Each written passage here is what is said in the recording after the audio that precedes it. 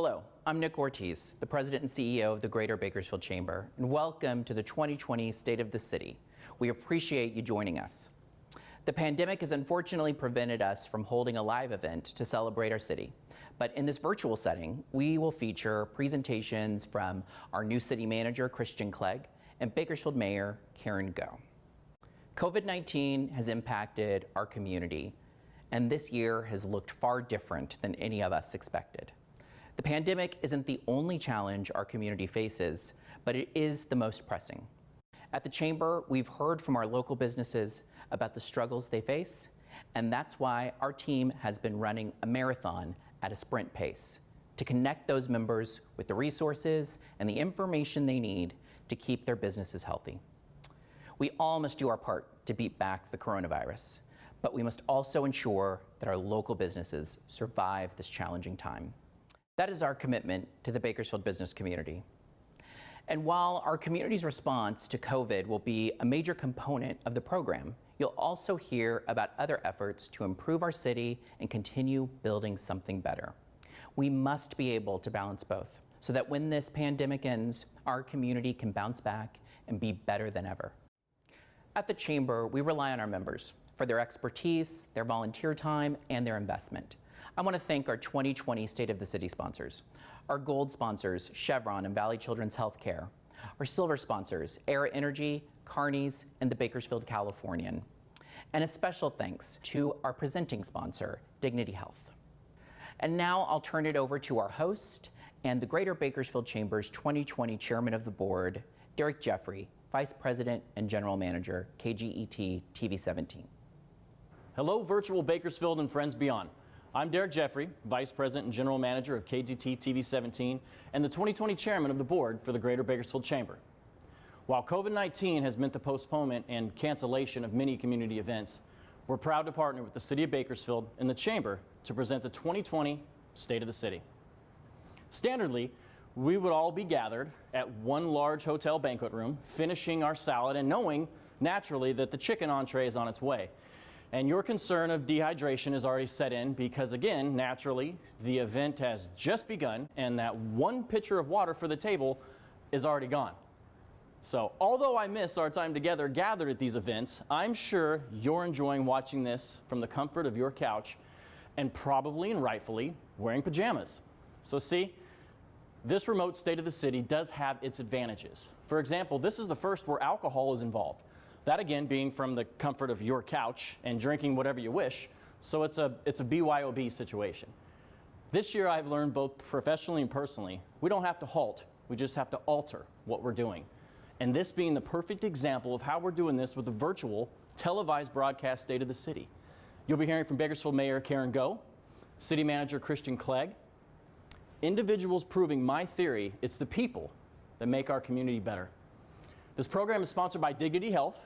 You may have heard of them. Undeniably one of our community's most generous companies and one that is on the front lines of our community's fight against this pandemic. Here's a message from more of those good people in our community from Dignity Health. Hello everyone, I'm Ken Keller, President of Bakersfield Memorial Hospital. And I'm Bruce Peters, President of the Mercy Hospitals. We come to you with the understanding that these are unprecedented times. We could never have imagined the state of our city as we know it. The unanswered questions that remain about the future of our businesses, local education, and livelihood is at stake in managing through this COVID-19 pandemic and this critical point in the future of our city. Never has there been a bigger healthcare challenge for our communities. Never has there been a more important time for us to address the social and economic disparities to care for the well-being of every person, regardless of their race, age, or social status. At Dignity Health, we're proud to be leading the way in the well-being of our community. We consider it a privilege. Our caregivers have shown commitment and dedication to face the challenge of this pandemic. We're so proud of their courage and strength.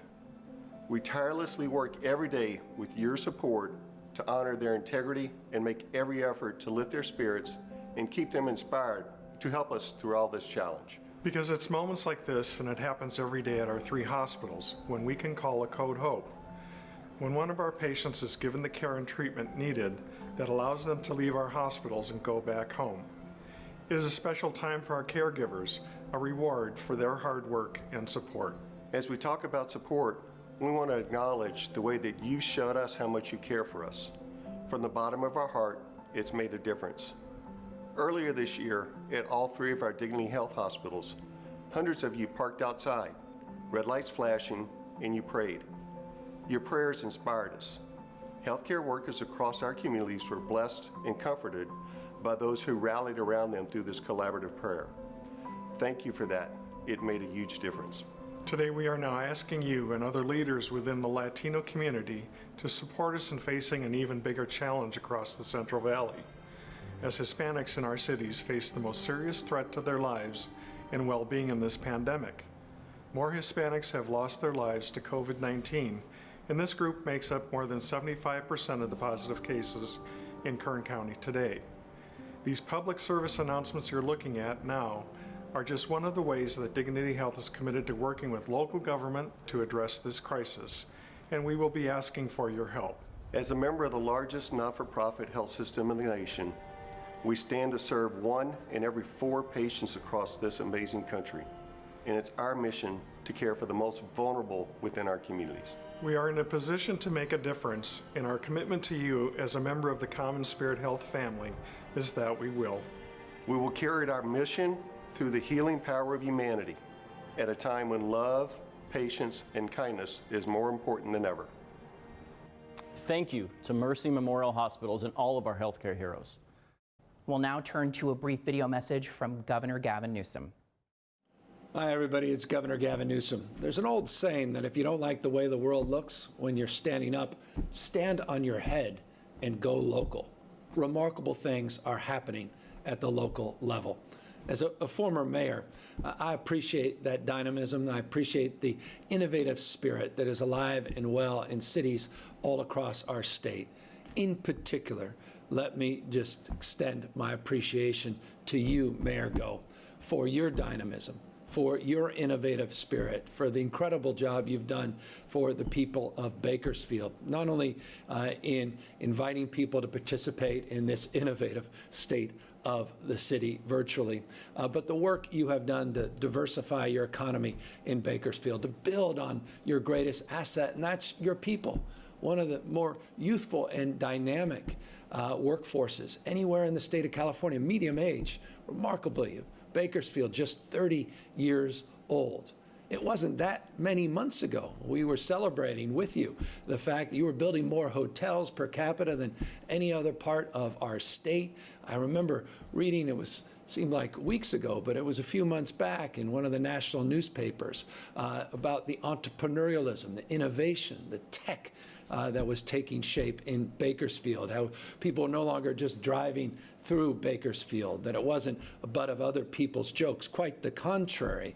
The fact is, you were making the kind of investments, and there was a story, a narrative emerging from Bakersfield because of your commitment, your faith and devotion to the cause of enlivening a capacity that resides within Bakersfield, always has, so people can live their lives out loud and be fully expressive and see the economic vibrancy take shape, and not only in the city, but throughout the greater Bakersfield region. And so let me extend that same appreciation to the Chamber. Let me extend it throughout the county. And let me just extend this as the governor of the state of California, how proud we are of Bakersfield, how proud we are of our inland cities, how proud we are of the Central Valley, and how committed we are as we work through this pandemic. And we come out the other side more resilient, more capable than ever of continuing to build partnerships, build capacity, so we can build a greater California together. Thank you, Mayor Go, and thank you all for the privilege of participating in the state of your city. Turning now to our program, I'd like to introduce Christian Clegg. Christian joined the city of Bakersfield as the city manager in March of 2020. Impeccable timing, to say the least. Christian, no easy task. We sold you a bill of goods and we all said, welcome to Bakersfield, and then walked you into fire. Good luck, Christian. And I can relate to that on a much, much smaller scale. When Nick came to me inquiring about being the 2020 chairman, I thought, yeah, sure, what could go wrong in 2020? Mr. Clegg has spent his career in city administration, coming to our city from Stockton, California, where he served as Deputy City Manager. We are, and I am, excited to hear from Christian at his first State of the City. Welcome, Christian Clegg. Hello, Bakersfield. I am Christian Clegg, your new city manager. I arrived in March, and while coronavirus has made for an interesting start, I'm very excited to be here. I also appreciate how warm and welcoming you have been to me and my family in coming to Bakersfield, even amidst a global pandemic. For me, Bakersfield really is the sound of something better. With me here are my wife of 18 years and our 3 children. A big part of our decision was looking for a family-friendly community, and we feel very blessed to have also found a hardworking, friendly community of faith. We look forward to raising our family here. Professionally, coming to Bakersfield is also a great opportunity. Having a chance to lead an employee group that is very dedicated to their community with the opportunity to help define the next chapter in the city's history is exciting to me. I have taken on professional challenges the past 15 years that would prepare me for this job. I worked in Tacoma, Washington, where we were leading forward with innovative programs and initiatives. Then I worked in Stockton, California, where I was part of the team that rebuilt a broken organization from the ground up. I've also been very active in city management as a profession, with close colleagues across the state and the nation. I share this because my different experiences have offered me a broad perspective from which to think about how a city can and should achieve success.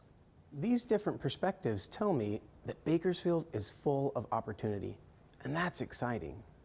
Bakersfield is a community in transition. It has gone from a mid-sized suburban town to a large urban city. We're the 9th largest city in California. With that growth, we're experiencing new urban challenges, such as homelessness. The growing community also expects 21st century services and amenities. One of the things that I already love about Bakersfield is the friendly hometown feeling. It's the best that I've experienced in California. My hope is that we can work to keep the great community feel and quality of life in Bakersfield while addressing our growth and new complexities. We have the opportunity to define the next chapter in the history of our community and do it in a strategic way and think about how we grow as we leverage new city resources to address our priority needs. As a community in transition, I have to admit that from my outside perspective looking in, the city has not been able to invest in all their priorities over the past decade. However, based on strategic planning by the City Council and leveraging new resources, the city is taking on priority issues and addressing deferred investments. Let me share highlights from the past year and outline priorities for the coming year for each of our City Council goals. It's clear to me that public safety is priority number 1 for our City Council. And with the commitment of Measure N, or our Public Safety and Vital Services tax, we're moving towards hiring 100 police officers, and in this last year we started with a first third. We also built a police training facility, held 2 police academies, and have issued all of our officers body-worn cameras. The additional officers have also allowed us to reinstitute special units and go back to report taking for quality of life crimes that hasn't been possible in recent years. And finally, we've increased fire staffing to help improve response times in the past year. Following public safety and priority is addressing homelessness. In this past year, the city got very serious about homelessness and was an active participant in creating a regional collaborative around this topic. The city also created rapid response teams to respond to the impacts of homelessness and acquired $5 million in state direct funding to help build additional beds for homelessness, including acquiring a site for a 150-bed homeless navigation center in the city, as well as helping to fund the county's 150-bed homeless shelter and 40 new bed expansions at each of our existing homeless shelters. In addition, the city allocated $6 million towards affordable housing projects in the city. Quality of life is another important priority of the City Council, and in this past year, city crews have collected more than 1 million pounds of litter and illegal dumping. We've also planted more than 3,000 trees and 32,000 plants. This past year, we opened 2 neighborhood parks. The city has also made investments in our regional parks that benefit the entire community. Notably this year, a pickleball and basketball court at Mesa Marin. And finally, the city has improved customer service at Mechanics Bank Arena and the Riverwalk Amphitheater with some important updates. Another priority of the city is to be fiscally prudent and fiscally sound. So the City Council created a plan to build up reserves for a rainy day. In this past year, the city set aside more than $9.5 million. The city is also pursuing fiscal prudence by taking on energy and technology efficiency investments to help on cost savings. Infrastructure continues to be a key issue for the city, and construction started on many components of the final phases of our TRIP project.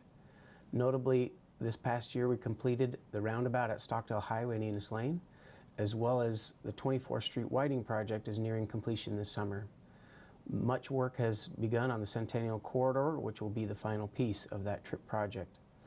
The city also resurfaced or reconstructed more than 110 lane miles of city streets, and we continue to work on sidewalk, curb, and gutter improvements. In particular, this past year, there was a specific project to improve mini medians throughout town and their look and feel. Urban renewal and downtown development is also a priority of the City Council. We started focusing on downtown this year by creating clean teams for Old Town Kern and the downtown area. We also expanded the Homeless Center Jobs program to help clean up downtown and contracted for a private security patrol in the downtown area. Now, moving forward to next year. Public safety remains a top priority. We've moved towards hiring that next third of those 100 additional officers. And what that is allowing is the police department to facilitate more community policing. It's allowing the chief to create a unit dedicated entirely to community engagement and trust building, and also provide additional resources to our quality assurance and change management team working on the continued improvements and reform of our police department. In addition, these resources are allowing us to follow up on more cases that we could not in the past, such as sexual assaults and cold cases. We've also added civilian positions that help address priority 2 and priority 3 calls with non-sworn staff so that our officers can remain dedicated to those highest priority calls. And we're working to expedite responses to animal services calls. And finally, we added 2 fire rescue squads. These are small medical response units that can be assigned to rove in our most impacted urban areas in a cost-effective approach to significant increases for calls and service. This fall, the city will be opening our Brundage Lane Navigation Center. This year in our budget, we also doubled the size of our rapid response teams, and we're allocating $11.5 million towards homelessness programs and nearly $10 million towards affordable housing projects. It's also worth noting that $6 million of federal stimulus funds are going to be available to help prevent homelessness through housing assistance programs. Towards quality of life in this coming year, I've heard clearly that there's interest in helping clean up the city. We're dedicating $1.5 million for citywide cleanup crews. We're going to continue to focus on our neighborhood parks with an $11 million investment, notably a brand new park in southeast Bakersfield called the Linnell Brahma Park. We're also investing $1 million in street lighting, and we're going to be working on beautification of our gateways and first impression areas. I also want to take this opportunity to make the community aware of a new mobile app that the city is using to help receive citizen requests for service. We hope that the community will continue to use this more and more so that we can respond to your issues faster. The city is also continuing to build up our financial strength. We were careful to reduce our discretionary spending because of COVID-19, and we've set aside additional contingency funds in case the economic outlook looks even worse. At the same time, in addition to that contingency, we've set aside $9 million more towards our rainy day savings. And I also want to note that part of fiscal prudence is finding cost savings. So we'll be working on modernization, efficiencies, and best practices. For example, we're pursuing a large solar energy project that will see some significant cost savings to the city in this coming year. We're continuing our infrastructure investments in the community. More than $30 million will be allocated to local road projects in this coming year.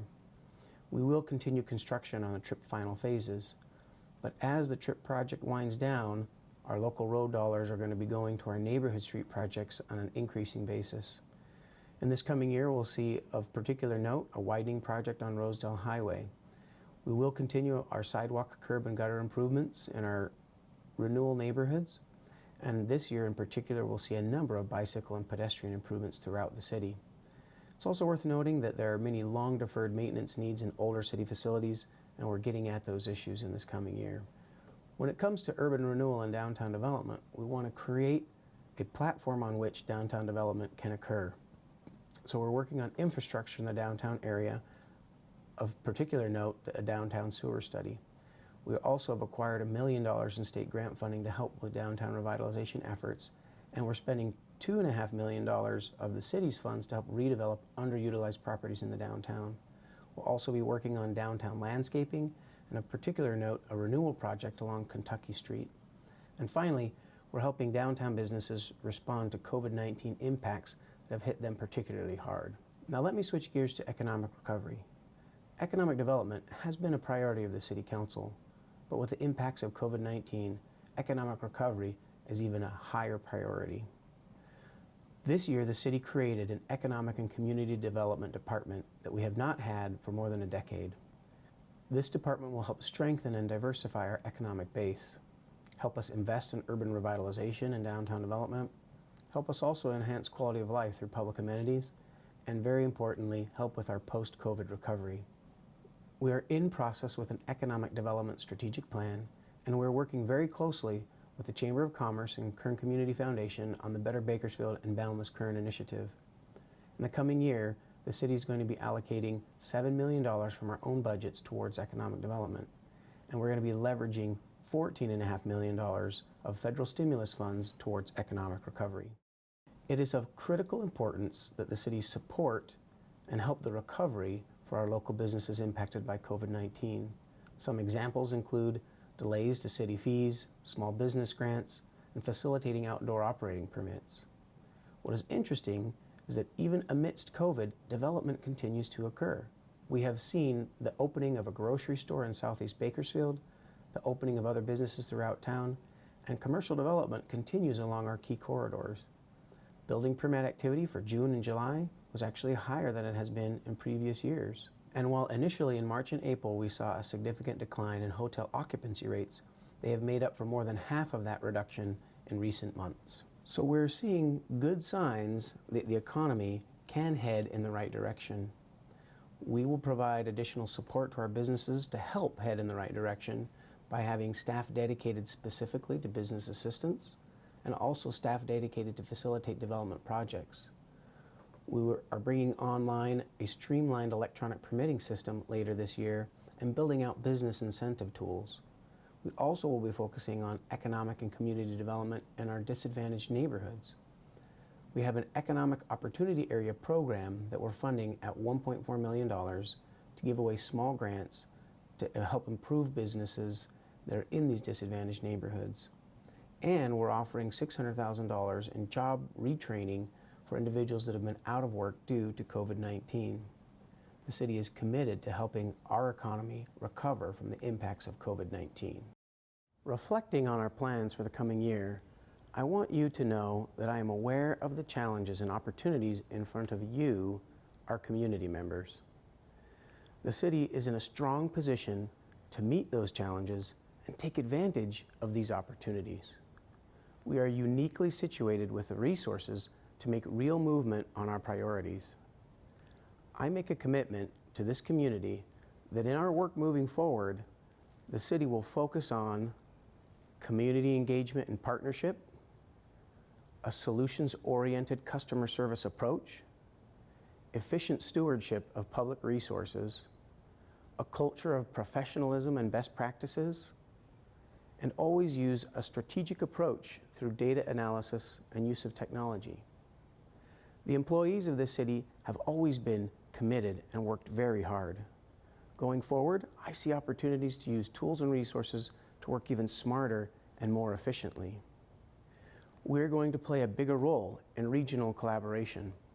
I've enjoyed partnering with the county as we address COVID-19. We will be making our case to the federal and state government about how they need to support Bakersfield. As the 9th largest city in California, we deserve and need to take our seat at the table. It is a time for opportunity to make strategic investments to help our city come out of this pandemic even stronger than before. Things will be okay. We will get through this. In Bakersfield and Kern County, you can still live the American dream. Bakersfield is a community of opportunity and truly the sound of something better. Thank you, Christian, and again, welcome to Bakersfield. I'm very proud to introduce the only one I know who can make a mask and scarf look so fashionable, and even during a pandemic, looks so chic, whose energy, positivity, and productivity is unmatched, and quite frankly, makes me feel lazy. Of course, I'm speaking of our mayor, Ms. Karen Go, who was first elected in 2016 and resoundingly re-elected in March. Pre-COVID, there was a night of the week where Mayor and I weren't in attendance at a local event together, and I jokingly say the pandemic is the world's way of saying we needed to spend some time apart. Karen's focus on celebrating our city, bringing resources, and solving problems makes her an extremely effective and accessible mayor. Mayor Go's partnership with the Chamber has yielded great results for Bakersfield, from the new community branding to economic development initiatives to working to understanding the needs of our members' businesses during this pandemic. Our city is fortunate to have such an advocate for our community, and I'm proud to introduce my dear friend, our colleague, Ms. Mayor Go, for her 4th State of the City address. Hello, Bakersfield, and thank you for joining us for State of the City 2020. In spite of the challenges that we're facing, it's a great time to be in Bakersfield. It's a great time to continue to write our new story.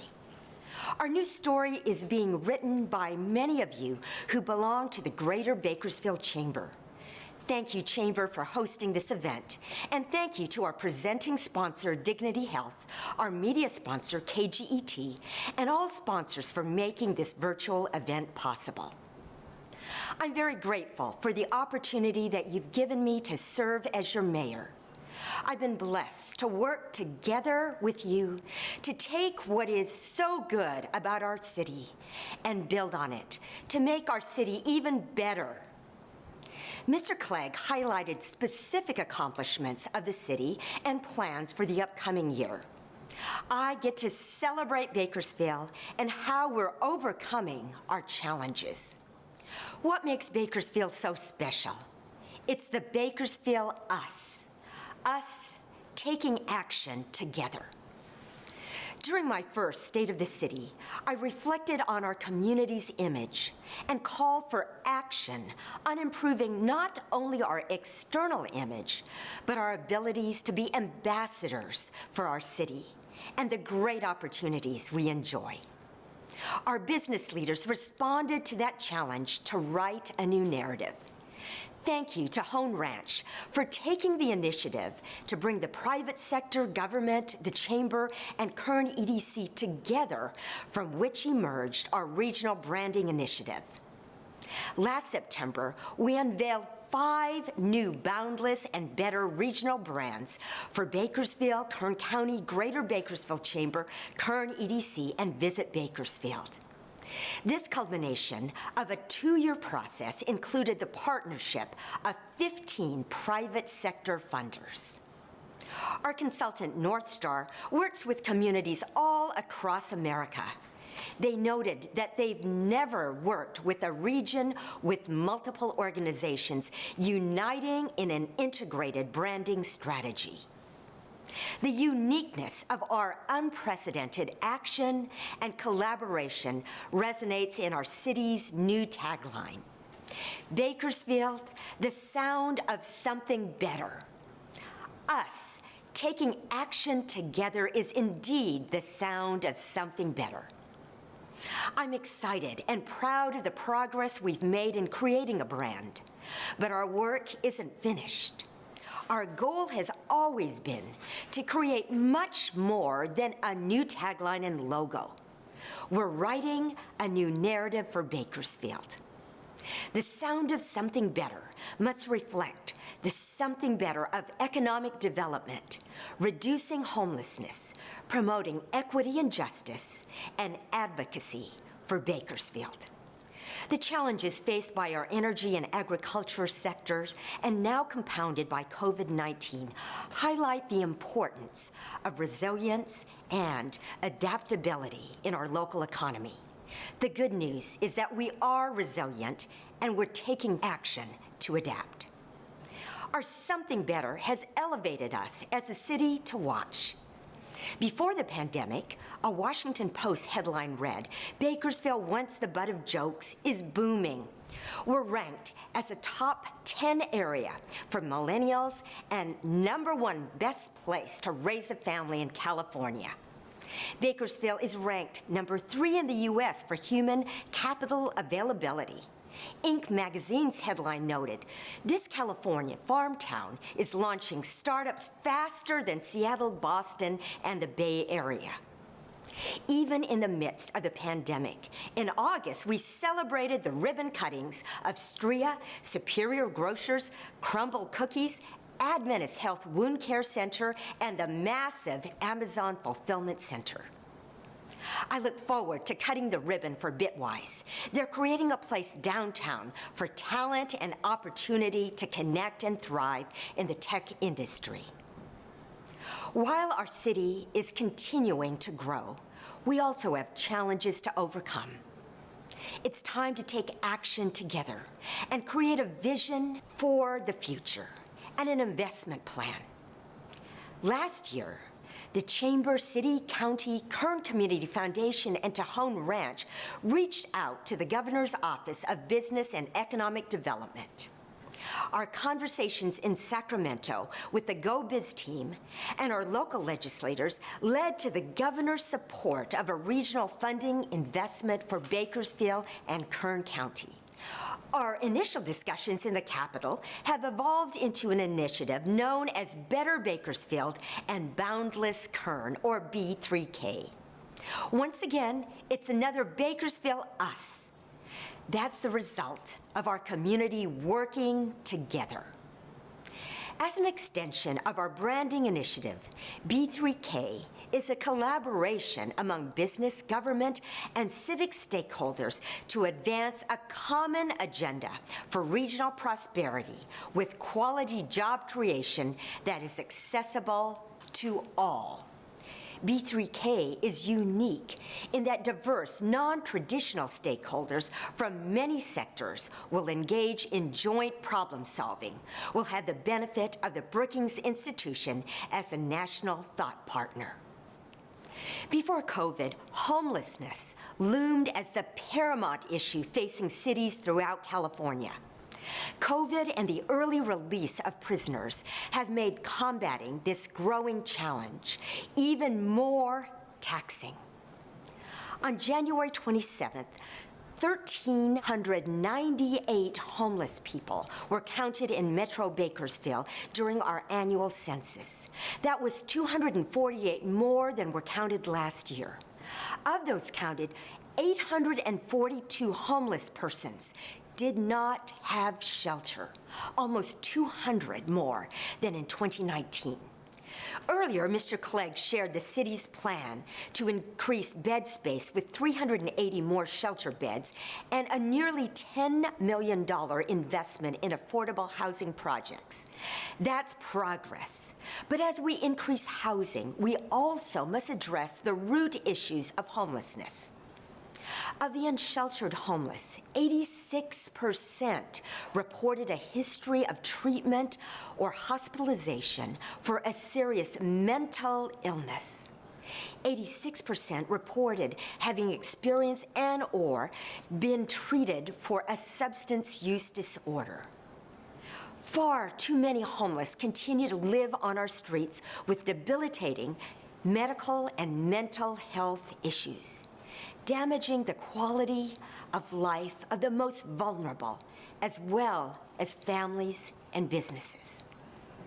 Our current system lacks early physician involvement and lacks integrated care for mental health and substance abuse treatment. As I look ahead to my next term, championing bold action and systemic change to address mental health and substance abuse treatment will be a priority in addressing homelessness. I hope you will join me. Along with the formidable challenges of homelessness and the pandemic, in late May, we were confronted with protests and civil unrest. On June 2nd, as I walked among a group of protesters in front of BPD headquarters, I was met by Mo in the camouflage jacket and her group, The Next Steps. We exchanged greetings, and I shared my practice of meeting unknown people in a spirit of neutrality and without judgment.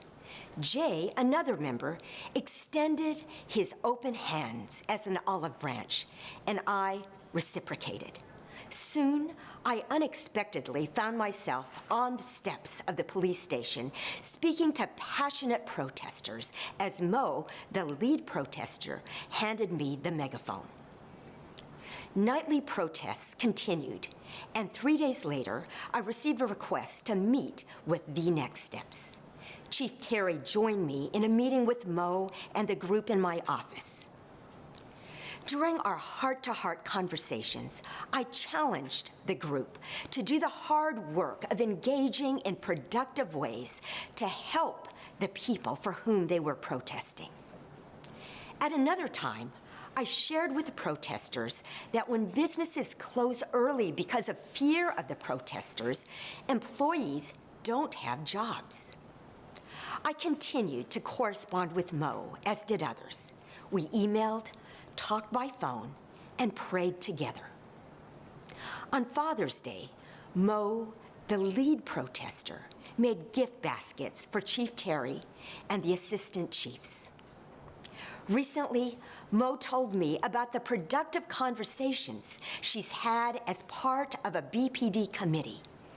She sent me photos from an outreach she organized to assist those in need in Southeast Bakersfield. The interaction with Mo is just one of many behind-the-scenes conversations that have transpired. The protests and ensuing conversations weren't easy. We received thousands of emails and phone calls. BPD and I were called every name imaginable. But something was different that turned the tide. And that something was the Bakersfield us. Our caring community came together and took action together. Thank you to our law enforcement officers for their service. Thank you to the many who led and engaged in difficult conversations through pain, frustration, and raw emotions. How do we achieve equity and justice for all? We're not finished, but we're making progress. BPD is partnering with CSUB to evaluate recommendations for police policy and practice reform.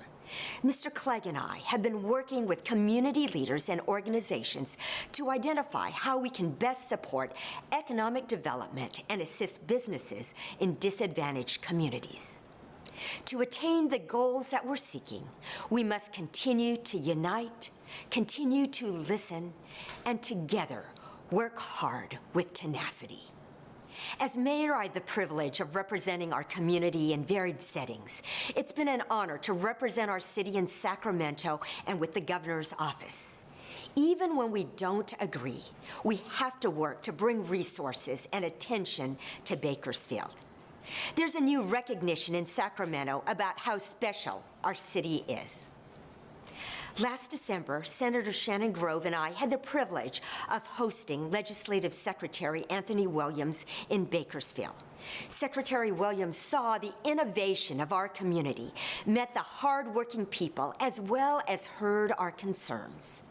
We toured Grimway Academy, met with faith leaders at CityServe, heard the voice of the oil industry, and toured an oil field. The Secretary received an introduction to a mobile infant-toddler childcare and visited the future home of Covey Cottages for homeless veterans and the future office of Wounded Heroes Fund. A few weeks later, Governor Gavin Newsom toured Park 20th, an apartment complex that offers housing to homeless veterans and low-income families. He acknowledged the disproportionate impact of decisions on the Valley and expressed his commitment to assisting us.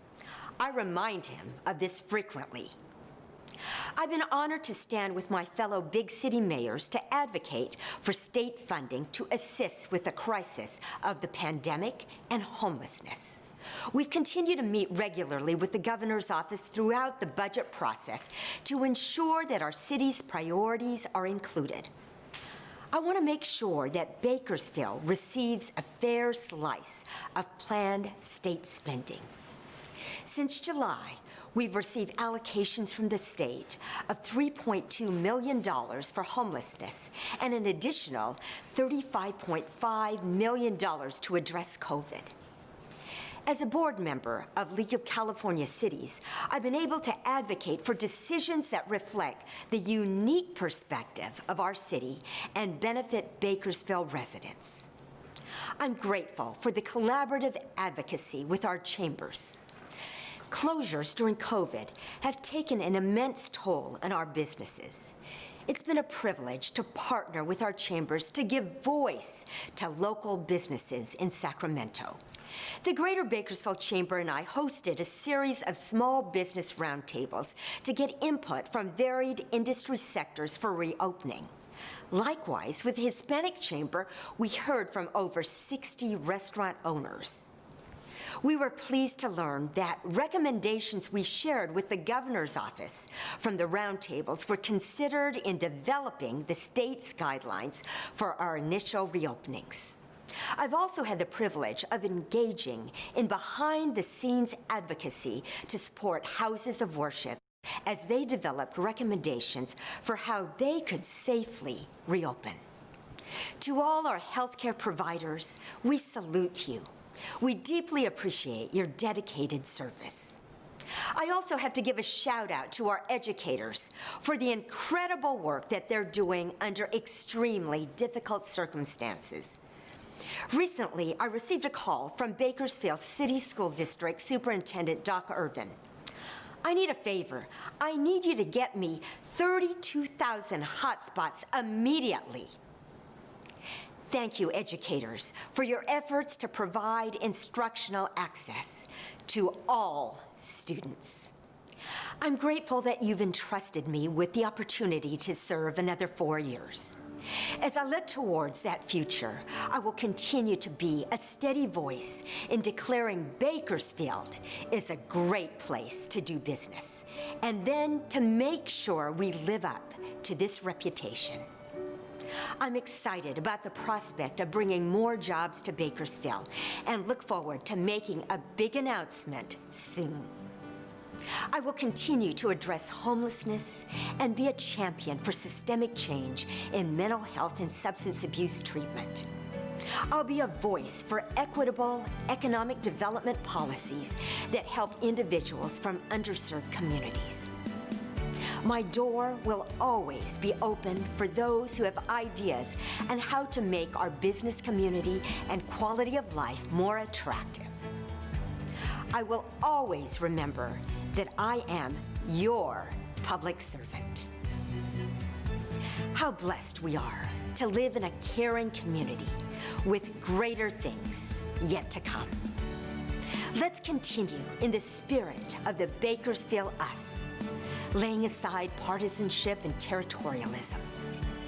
Let's continue to unite, to create the sound of something better.